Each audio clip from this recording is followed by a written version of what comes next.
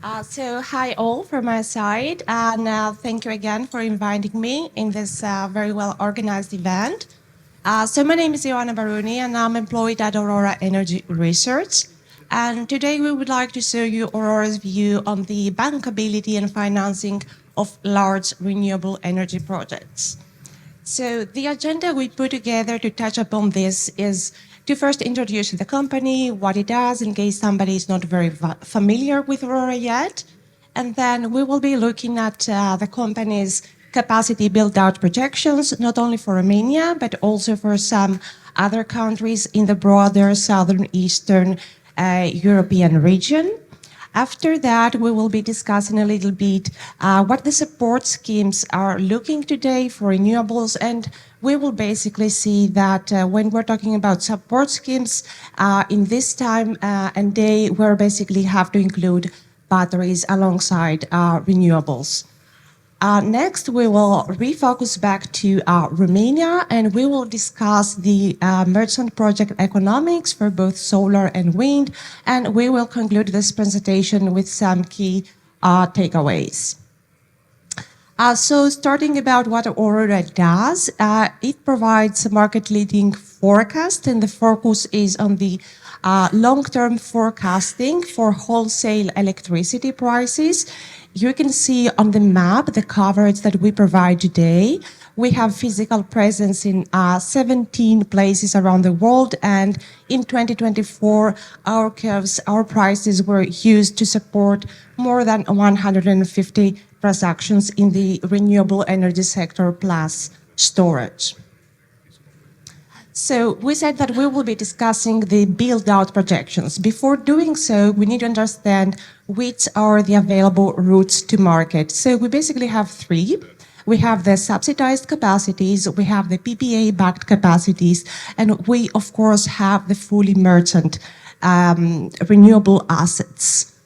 And today, what prevails in the region is the CFD capacities, the ones that are supported from the government. Of course, the PPA is a hot topic. It has been for the last 3 years in the region. And we also have some merchant build-out in Romania more versus Greece, for example, but it is taking place already. We can compare these three route to markets versus three metrics. So as you can see, we have financing, we have difficulty entering the market, and we also have the revenues. About financing, the clear winner here is, of course, the CFD plant. The lender feels that there is some certainty around the revenue and that the risk is super low. When we're talking about PPA, again, financial institutions are most of the times willing to support such projects, even if there is some market exposure to it. So let's say we have 70% PPA, 30% merchant. Still, it can work. Where things get difficult is when we have a standalone renewable project that wants to go to the market in merchant terms.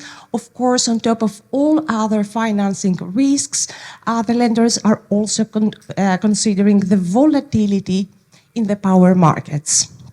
If we look at the difficulty to enter the market, then we can say that PPAs and CFDs have more or less the same issue, or if you wish, the same level of difficulty. So the CFDs have to face some fierce competition, so to place a bid to win. And the PPAs have to find some reliable off-taker, and they have to negotiate and come up with a mutually beneficial agreement. For the merchant ones, this is still a problematic area entering the market. Grid connection is not guaranteed. We have long pipelines in all the region waiting for TSO or DSO connection rights. And of course, such a plant should look for a trader, aggregator, dispatch center, someone to manage it. And then if we look at the potential revenues, here the clear winner is merchant, at least for the time being. So going directly to the dam, you can secure high revenues versus CFDs and versus PPAs. If we had to put them all in one line, then we would say that PPA stands somewhere in between. So what you can see on this slide is Aurora's projections for the build-out in Romania, in Hungary, in Greece, and in Serbia for 2030 and for 2050. We also put here BESS alongside RES. And this is because, as it was discussed at the first panel, we are at the point where we cannot be discussing any further renewable expansion without considering storage developing in parallel with that. A very profound takeaway from this slide is that the vast majority of the new capacity is going to be solar. Of course, because the merchant economics of solar versus onshore wind are looking much better. We discussed before routes to market, so I think that it would be interesting to see, okay, what is all this capacity supported by? Is it equity? Is it PPA? Is it CFD? We can take as an example Romania and solar PV, and I can tell you that of the 2030 capacity that you see here, most of it is supported by CFDs or even by some past measures that the government had in place. It is a little bit of 70-30. So 70% subsidized, 30% PPA plus merchant. But when we look into 2040, we have the reverse trend. So over there, we have 30% CFDs because most of the contracts have already finished or are close to their end of the lifetime, and we have lots of merchant deployment. And we have been discussing a lot about CFDs, about support, what is happening. So we can go through a quick overview of what the countries are looking at and what they're trying to support nowadays. So for Romania, as you all know in this room, we have these rounds of auctions. One took place in 24, the other took place in 25, and because we had some wind unsubscribed capacity, we are expecting one more wind only to take place by the end of the year.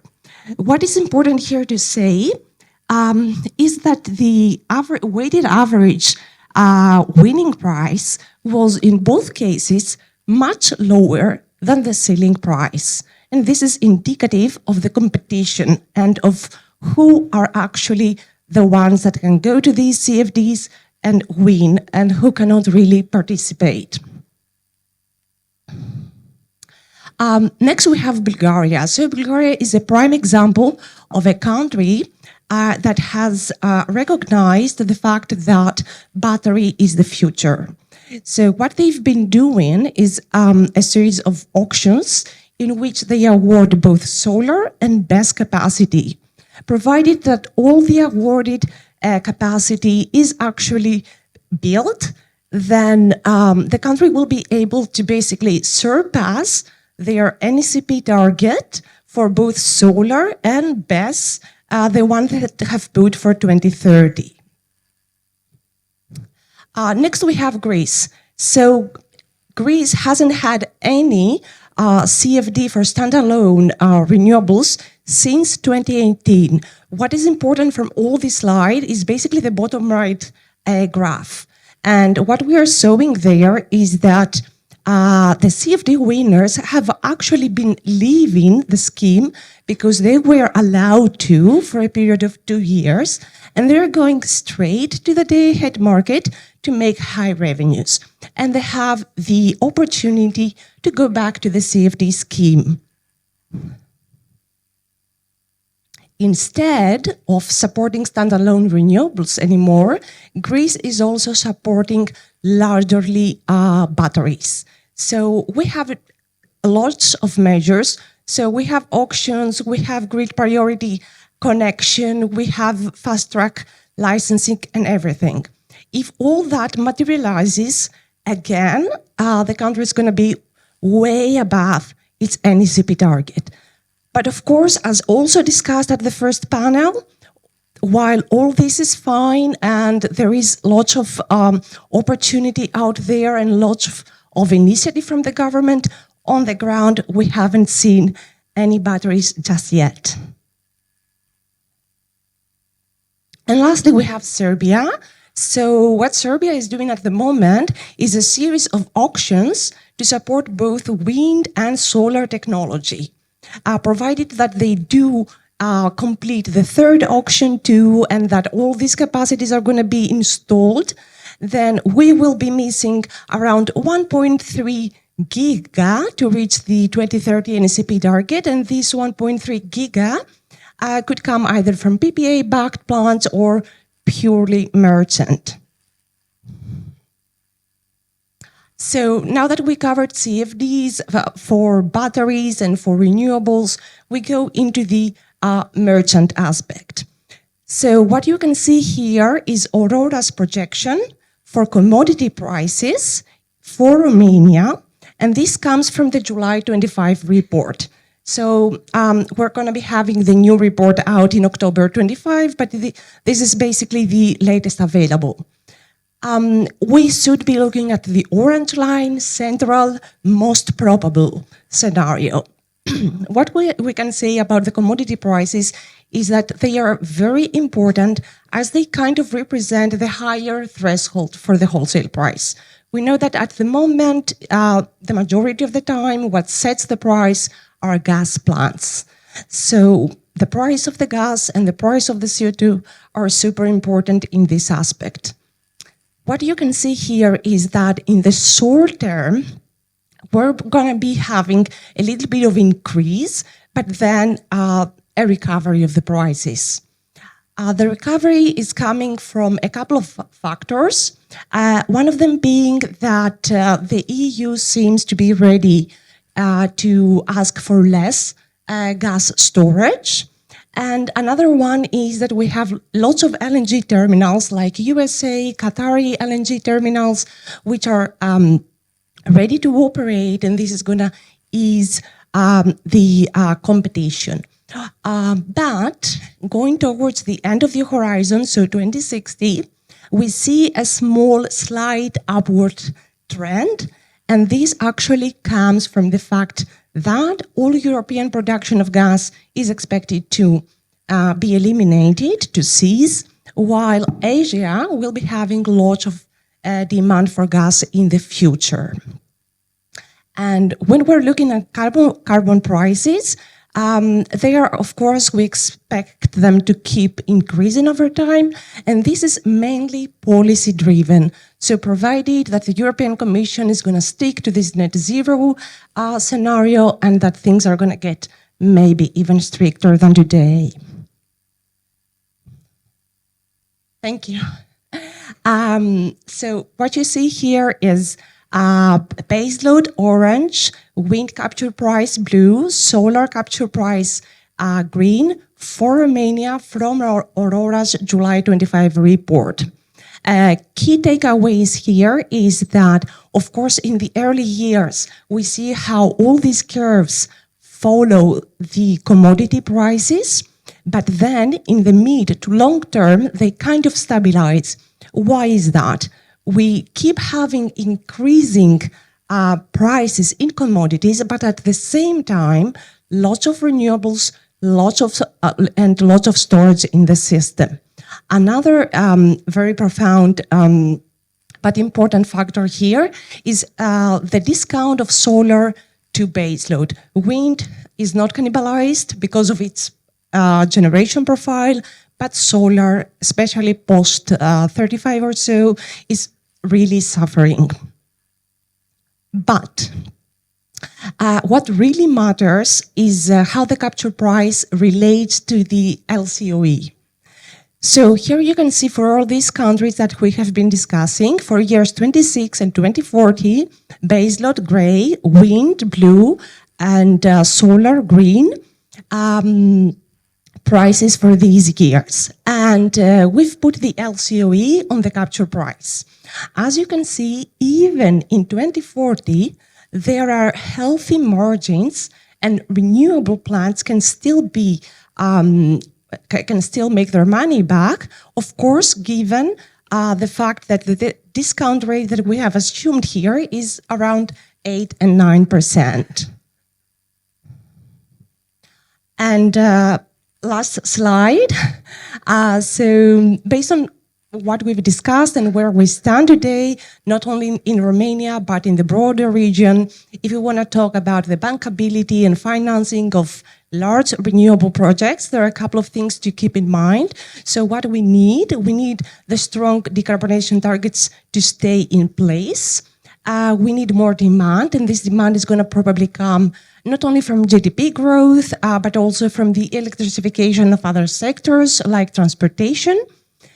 We also need to withdraw the aging fossil fuel fleet that is operating in the region. We need better interconnectivity among the countries. Of course, merchant renewables and PPAs, because CFDs are gonna not be around after 2040 or so. And lastly, we definitely need storage capacities to allow renewables to exist and be profitable. Thank you very much. Very much, Ioanna, for your presentation, for all the insights you shared with us. One short question from my side, and then I will ask for our friends in the audience to address one or two questions.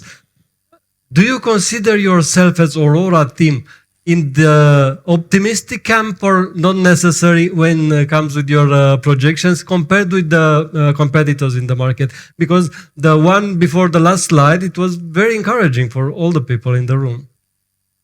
Well, actually, we provide 3 sets of curves, the central one, and then the low and the high. The low curve is a more pessimistic scenario, and the high is a more optimistic scenario. To be fair and transparent, we've noticed that financial institutions tend to use the low curve, and sometimes they even blend low and central together, which, okay, mathematically doesn't make sense, but it is a metric still. But each subscriber and lender may choose between these lines depending on the level of confidence. And I suppose that you correct and you adjust the forward projection with the results in the past so that you improve your model constantly. Of course, yes. Thank you. Thank you. One question from the lady here. Please introduce yourself. Thank you very much. My name is Ioanna Barouni, and we represent the Life Capital here.